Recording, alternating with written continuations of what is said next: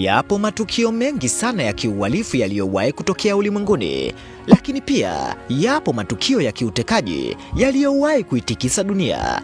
Ukizungumza juu ya matukio ya utekaji, Dan Cooper anaishika nafasi ya kwanza mara baada ya yeye kuchukua jukumu la kuiteka ndege ya Northwest Orient Airlines Flight 305, ndege ya Boeing 727 katika anga ya Marekani mnamo mwaka 1971.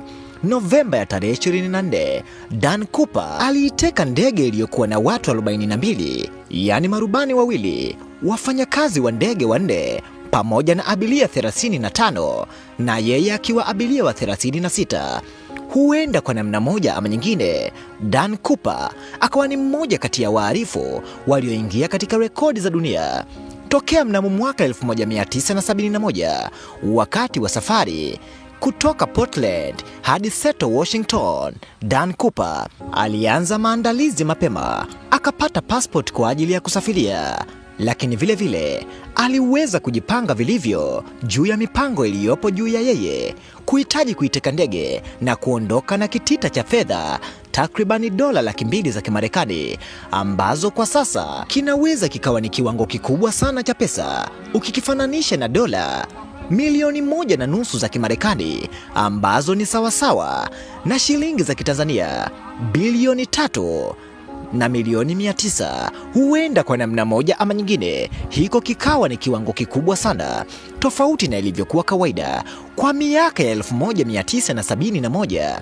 Kiwango cha dola za Kimarekani 200,000 zilikuwa ni pesa nyingi sana, tofauti na unavyodhani. Dan Cooper mara baada ya kufanikisha michongo yake aliingia moja kwa moja ndani ya ndege, akakaa katika siti aliyokuwa amekata, kisha akatulia kusubiria wakati ndege ianze safari. Ndege ya Northwest Orient Airlines ambayo ni Flight 305 ilikuwa na safari ya kutoka Portland hadi Seattle, Washington.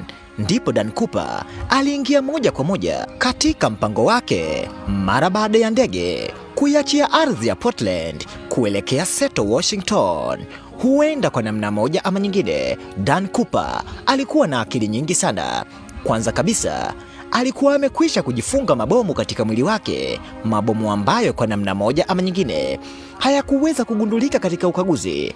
Mara baada ya yeye kupita katika sehemu ya ukaguzi kwa watu ambao walikuwa moja kwa moja wanasafiri kwa usafiri wa ndege, huenda kwa namna moja ama nyingine Dan Cooper akawa ni mmoja kati ya wahalifu waliotumia akili kubwa sana ya kuweza kuwaepuka walinzi waliokuwepo uwanja wa ndege. Mara baada ya ndege kuondoka tu, Dan Cooper alimuita mhudumu aliyekuwepo ndani ya ndege, tambua ya kwamba ndani ya ndege kulikuwa kuna abiria wapatao 35, na yeye Dan Cooper alikuwa ni abiria wa 36, ukijumlisha marubani wawili pamoja na wafanyakazi wa ndege wanne, basi itakamilisha jumla ya watu 42 waliokuwemo ndani ya ndege hiyo. Na mara baada ya mhudumu wa ndege kufika karibu ya Dan Cooper, alimwambia ya kwamba kaa hapa nilipo, kwa sababu siti aliyokuwa amekaa Dan Cooper alikuwa peke yake na ni mwisho kabisa mwa siti zote zilizopo ndani ya ndege. Kwa kipindi ambacho mhudumu wa ndege anasuasua kukaa katika eneo lile, ndipo Dan Cooper aliamua kufunua koti alilokuwa amelivaa, koti la suti nyeusi, kisha akamuonyesha mabomu aliyokuwa amejifunga mwilini. Huenda kwa namna moja ama nyingine hofu ilitanda ndani ya moyo wa mhudumu wa ndege kwa namna moja ama nyingine, kisha akamsisitiza na kumwambia ya kwamba kaa hapa nilipo, endapo utaendelea kusumbua basi nitaweza kujitoa mwanga na ndege yote pamoja na abiria wote waliokuwemo humo tutafia hapa hapa. Ndipo mhudumu wa ndege alikaa katika eneo lile, kisha Dan Cooper akamwambia mambo yafuatayo. Kwanza kabisa nahitaji parashuti, lakini mara baada ya wewe kuniletea parashuti hilo nahitaji lisiwe limewekewa kitu chochote kile, kwa sababu nina uzoefu mkubwa sana na maparashuti yote ya uokozi katika ndege.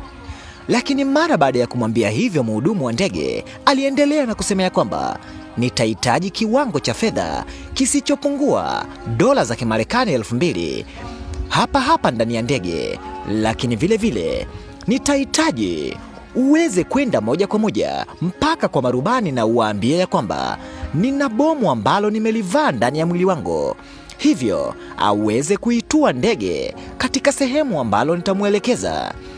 Lakini mbali na hayo yote, nitahitaji niweze kuondoka salama kutoka katika ndege hii. Nitahitaji unielekeze sehemu ya kwenda kutoka na kuruka kutoka katika ndege hii kwa usalama, kisha niondoke na kiwango hicho cha fedha. Lakini endapo utaleta ukaidi wowote ule ama udanganyifu wowote juu ya kile nilichokuelekeza, basi mimi nitachukua jukumu la kuweza kujitoa muhanga na kulipuka na ndege yote.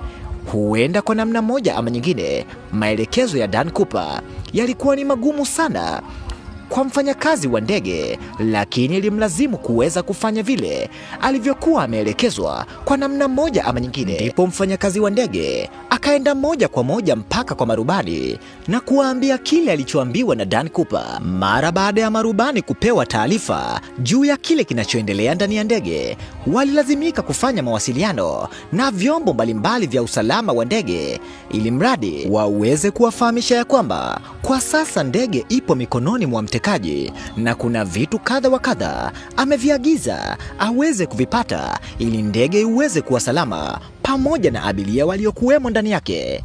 Ndipo marubani wakaendelea kufanya mawasiliano, lakini hapo hapo Dan Cooper alielekeza ndege iweze kutua katika kiwanja alichokuwa anakitaka yeye, ili mradi aweze kupatiwa hivyo vitu, kisha ndege iweze kuondoka moja kwa moja na kuianza safari tena kuelekea Seto.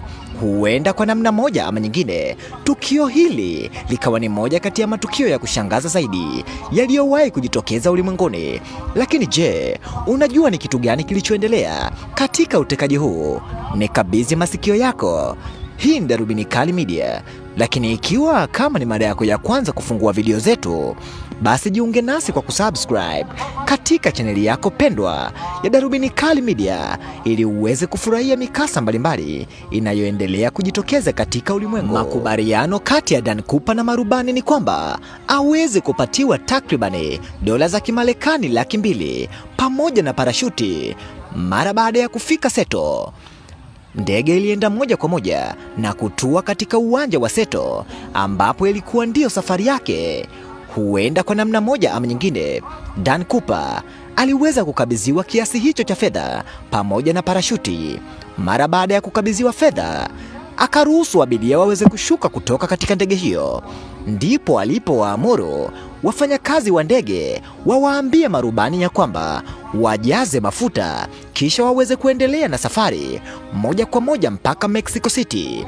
Huenda kwa namna moja ama nyingine, Dan Cooper alikuwa na mawazo ya kuweza kutoroka katikati ya safari kwa namna moja ama nyingine. Ndipo safari ikaanza ya ndege kwenda moja kwa moja kujaza mafuta Mexico City. Hata kabla ya ndege kufika Mexico City, ilipofika Reno, Nevada, takriban dakika 30 baada ya kupaa kutoka Seto, ndipo Dan Cooper alianza kufungua mlango wa nyuma wa ndege, akaweka ngazi na kuruka kwa parashuti. Ndipo Dan Cooper anafanikiwa kuondoka na kitita kirefu sana cha pesa cha takriban dola 200,000 za Kimarekani, ambazo kwa sasa ni sawasawa na fedha za Kitanzania bilioni 3 na milioni 900. Pesa nyingi sana ambazo huenda zingeweza kumfanya yeye kuishi bila hata ya kufanya kazi mpaka mwisho wa maisha yake. Lakini Dan Cooper, mbali na kufanikiwa kuruka, haikujulikana ya kwamba aliweza kushuka akiwa hai au la, lakini kuna baadhi ya fedha ziliweza kupatikana katika eneo la Vancouver karibu na mto Columbia, ambazo fedha ziliweza kufananishwa moja kwa moja na fedha alizopatiwa Dan Cooper. Mashirika ya ulinzi na usalama yakiwemo FBI yaliweza kuzitambua fedha zile kwa namba, kwa sababu mara baada ya kumpatia Dan Cooper fedha zile, walikuwa tayari wamekwisha kurekodi namba zilizokuwemo katika noti alizopatiwa Dan Cooper. Uchunguzi uliweza kufanyika kuweza kubaini mtu huyo yupo wapi, lakini mpaka leo, yapata takriban miaka 45, Dan Cooper hajawahi kuonekana kabisa. Unadhani ni wapi alipoelekea? Ni wapi alipoenda na kutokomea na fedha zile? Imebaki picha iliyozagaa mitandaoni, picha iliyochorwa Kwa mujibu wa maelezo ya wale watu waliokuwepo wakishuhudia tukio likitendeka, wakiwemo wafanyakazi wa ndege ambao waliweza kumuona kwa sura, ndipo picha iliweza kuchorwa ikiweza kufananishwa moja kwa moja na mtu ambaye aliweza kufanya tukio lile. Picha unayoiona sio picha halisi ya Dan Cooper, bali ni picha iliyochorwa na wachoraji maalumu ambao waliweza kusimuliwa juu ya kile kilichokuwa kinaonekana katika sura ya Dan Cooper, ndipo akaweza kuchora picha kwa ajili ya kuweza kumtafuta mtu yule, lakini mpaka sasa haijulikani yuko wapi. Uchunguzi umeendelea, lakini wapi? FBI wameshindwa kubaini ni wapi alipo Dan Cooper mpaka kuamua kufunga jalada la uchunguzi wa kesi ya utekaji wa ndege. Ni dhahiri wazi ya kwamba tukio hili la kiutekaji litakuwa limeingia katika orodha ya matukio makubwa sana ulimwenguni yaliyowahi kutokea na kuitikisa dunia. Huenda kwa namna moja ama nyingine video hii kama ni moja kati ya video bora sana kwako wewe unaitazama. Lakini ikiwa kama ni mara yako ya kwanza kufungua video zetu, basi jiunge nasi kwa kusubscribe katika chaneli yako pendwa ya Darubini Kali Media ili uweze kufurahia mikasa na visa mbalimbali kutoka katika ulimwengu.